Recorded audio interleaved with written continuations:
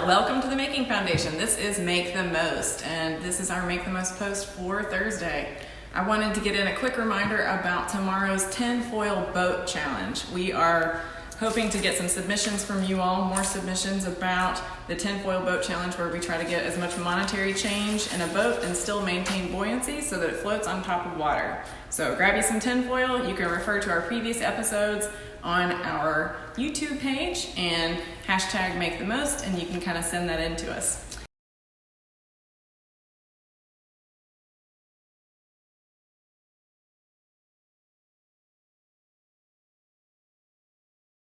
I wanted to talk to you about materials and how some materials are better for some things than others. Some materials are yet to be discovered, so I encourage you to play around. Our first thing that we're going to try to braid is aluminum foil. I took a piece of aluminum foil and I folded it up like this to make a strand, and I have already tried to braid it. I'm going to go ahead and say that if my cardboard figurine had to use this to rappel from, they would not last very long. So that is an example of one of the things that you can use to braid. I'm going to use this big cord. I'm not going to even finish that braid because it's hard to see. We're going to use this big cord because I want to show you how to do a couple of different braids. The first of which is a 3-strand braid. I want to stick in a side note that if you've got someone in the household and you offer to play with their hair, the answer is almost always going to be yes. So if you want to get in some quality time with someone, asking someone to braid their hair is a great way to spend time together. Okay, so we've got a 3-strand braid. The first example of that is we're just going to do a basic braid. I suggest that you put the cords in your hands just like this. You're going to turn this rope over that. You're going to fold that over that. You're going to fold it out over that over that. And we just continue to kind of go over and over and over and over, taking turns between those 3 cords. And that ends up with one type of braid. Another type of braid is, this one's really good for friendship bracelets. This is a classic, and you end up getting this neat spiral going around. So we're going to take all of our strings. Doesn't matter how many strings you have. What does matter is that you stick with one strand to continue and make a spiral. So we're going to make a 4 out of that, and we're going to go under, and we're going to pull this through, and we're going to pull this taut. Taut means tight, but in a fancy word. This particular rope is made of another braid. We're going to make another 4, and we're just going to we're going to pull that up tight again. Another 4, and eventually we'll get this cool spiral thing going. You can make bracelets and keychains out of anything. This is one method of making a long string, which is essentially a rope. So I'm kind of running out of cord on this one, so I'm going to switch to my next cord. I'm going to put that back in my fold of my cords so that I can hide it. And I go forward like that, and eventually we'll get a whole spiral going. See that? And so that continues around, and then it starts over, and then it continues around again. We had talked about keychains a little bit. I'm going to come back to this guy because it's cool.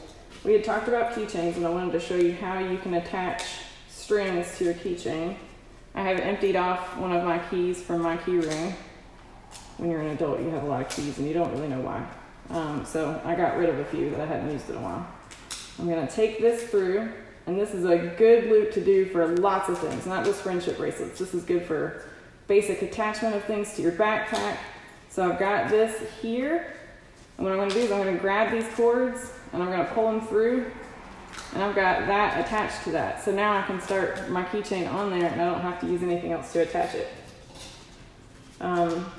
You can do all kinds of stuff, but I'm going to start with this. This is similar to that 4-square braid that we just did. That's not what it's called, I just made that up. You're welcome. You can coin it.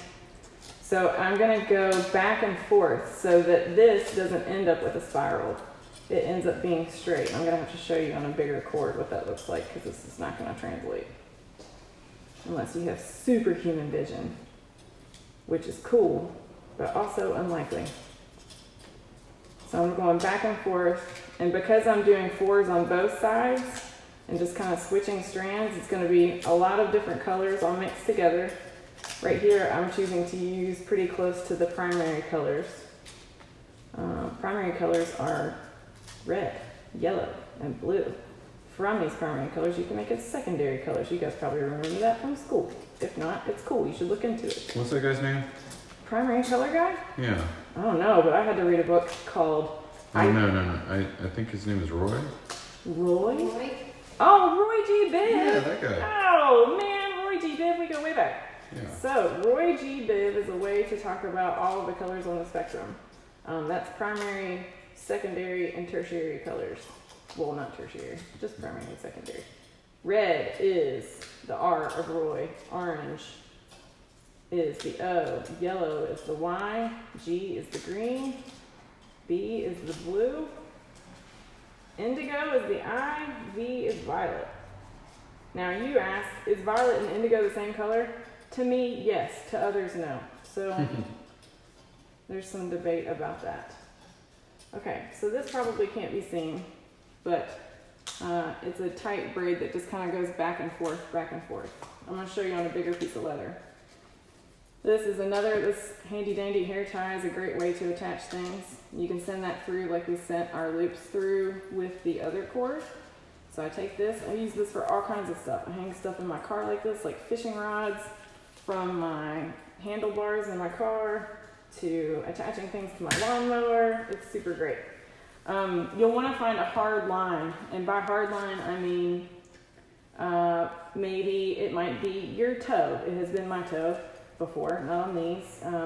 And you can also use a door handle, something that you can hook to that doesn't move or that you can hold shut with your foot, like the door handle, to attach your bracelet to, so that you can pull pretty hard so that you can get a nice tight braid. So I had tied this in such a way that it made a loop at the top, and I'll show you how to do that. So I'm going to start this 4 square braid on here, and I'm going to hide my bracelet innards up in here. So you'll see that I'm using a lot of different materials. Some materials make better friendship bracelets than others. Almost everything can be braided. Should you braid your spaghetti? Maybe. I don't know. You might find a way to present things in a way that may be the best for that material. Thinking creatively with your materials is a lot of what making things just for the simple process. It reduces a lot of anxiety and helps you occupy your mind in creative ways that keeps it problem solving and continuing to innovate and invent new things. So I'm looping this around these ends. I'm not trying to slide it up because that'll push them out. Doing that again. Okay. I had mentioned grass blades. I do have grass blades. I tried to braid them. You can braid them, but it's onion grass, so I'm not a fan of it. Let's see. Friendship bracelets are a good way. In the mid, centuries of the 1990s, we used to use friendship bracelets and keychains as a form of commerce. Like, we would say, hey, you're really good at braiding. Will you braid me 3 friendship bracelets? I'll give you 2 of my very best apples from my yard. And the person would be like, yeah, let's do it. And so then you'd end up with bracelets that you could give to your friends, and you bartered for it. Some people were better at painting things on notebooks. Hey, will you paint a scenescape about my friend on my notebook? So this braid's going to get skinnier because I was hiding those ends, and so I've got less material down here, so it's going to start getting skinnier. It's also used in a lot of different rope making. I want to show you one rope that my friend made. This is pretty intense. This is a braid made with, let's see, 1, 2, 3, 4, 5, 6, 7, 8 cords, and I think that's a variation of a box braid. Yes, I'm actually doing that right now, and I made this handy dandy little jig here that allows us to do that. So I just took a piece of cardboard, cut a hole in the middle for this to go through. You can see it starting to come through right there. Wow. And then cut 16 little slices. So how I braid this, and I was boring and just used all one color, but you need 4, if you're gonna do 2 colors, you need, which is what I did on this one, you need 4 pieces of the one color, 4 pieces of the other color, 8 pieces in total, and then 16 little slices in your piece of cardboard. And this is how we do it. We go around, and whenever you rotate, got my arrows on there clockwise, and make sure I'm still. And every time we fold it over, we take one down and one up and then rotate it. One down, and you always want to go on the outside, and then one all the way to the left and go up. One down, one up, rotate. One down, one up, rotate. And so on and so forth. But what that gets you, I don't know if you can see, this really cool braid that looks like that, or a larger version like that. For this we use parachute cord, but we also took out the liner inside to make it a little bit thinner. If you have parachute cord around the house, you can definitely show that. This is what that's based off. This is a professional version of that was purchased at a hobby store, but you don't need to. You can totally make one of these on your own. Just a round circle about that size, cut out the middle for this to come through, and then your 16 slots. Just like so. Holy smokes. Yay! Wow.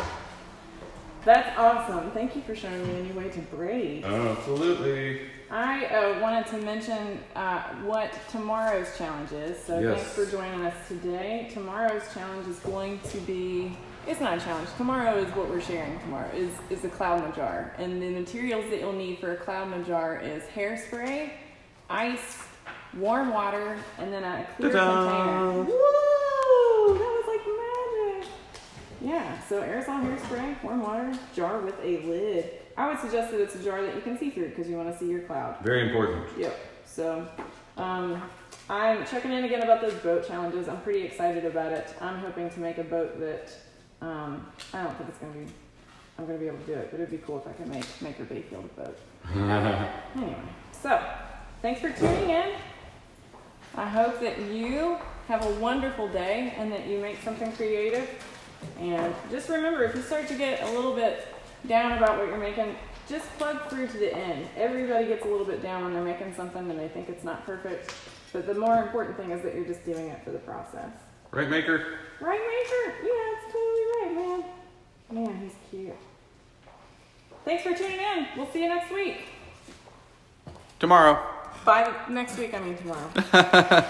Bye, guys.